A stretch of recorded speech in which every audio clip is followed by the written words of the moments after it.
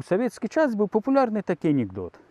Ідзе набор у школу міліцыю, кандыдату сказалі скласці пратакол на слуп. І вось адзін падыходзіць, стукае нагой і кажа: «Ага, акапаўся», і склаў на яго пратакол.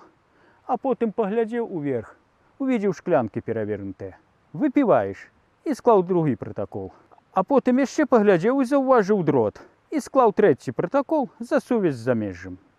Ну, ад беларускага міліцыянта гэты слуп атрымаў бы яшчэ пратакол за несанкцыянаваны пікет, а то і наогул бы лічыўся экстрэмістам. Але яму пашанцавала, ён стаіць не ў Беларусі.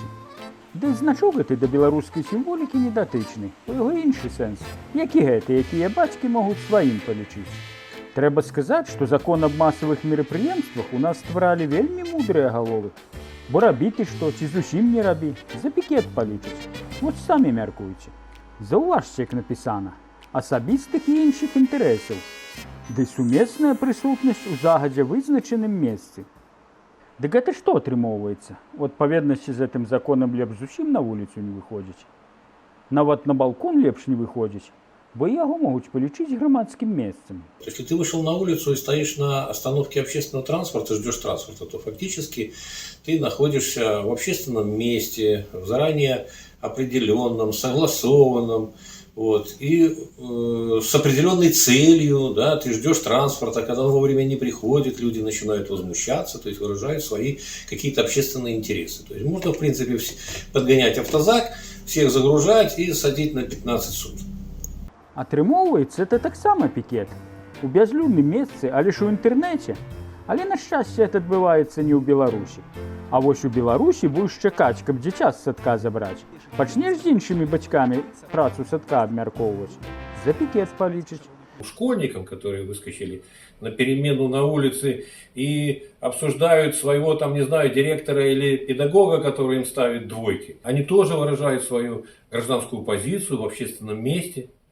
Их тоже надо тогда забирать, садить в автозак, вызывать родителей и судить уже родителей за то, что они неправильно воспитывают детей. Памятаю, у школе мы вывучали пінскую шляхту Дунін Марцінкевіча.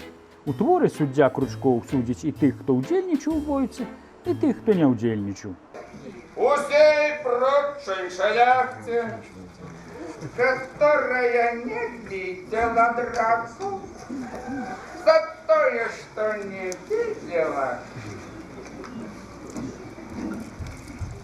ну и тем самым не могла борониться и раздирать дерущихся, назначается по 5 лозы на диване и по другое 5 рублей штрафа с каждого. Тады нам здавалася, да і вучылі нас так, што такое магчыма было толькі да рэвалюцыі. Ніхто і падумаць не мог, што такое будзе магчыма ў 21 стагоддзі ў краіне, дзе ці не большасць людзей мае вышэйшую адукацыю. Няма межаў дурасці. Хутка і на секс дазвол трэба будзе прасіць. Бо за пікет могуць палічыць і асудзяць. Мужчыну за тое, што на нечым бачыў гэту ўладу, а жанчыну за тое, што і гэта ўлада да аднаго месца.